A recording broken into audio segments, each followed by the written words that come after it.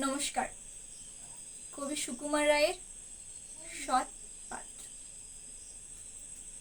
শুনতে পেলাম পোস্তা গিয়ে তোমার নাকি মেয়ের বিয়ে। গঙ্গারামকে পাত্র পেলে? জানতে চাও সে কেমন ছেলে? মন্দ নয়, সে পাত্র ভালো।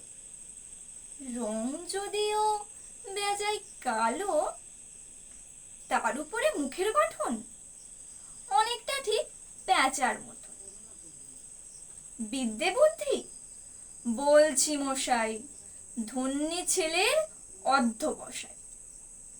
19টি বার ম্যাট্রিক এসে ঘায়েল হয়ে থামল শেষে। বিষয় আশয় গরিব বেজায়, কষ্টে শিষ্টে দিন চলে যায়। মানুষ তো নয় ভাইগুলো তার, একটা পাগল, একটা গোয়ার।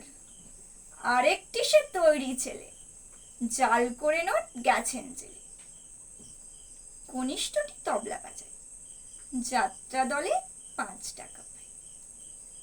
গঙ্গারাম তো কেবল ভোগে পিলের জ্বর আর পাণ্ডুরকে। কিন্তু তারা উচ্চ ঘর, কংসরাজের বংশধর। শ্যামলাহিরি বনগ্রামের কি যেন হয় গঙ্গারামের। যাই হোক, এবার পাত্র পেলে, এমন কি আর মন্দ ছেলে?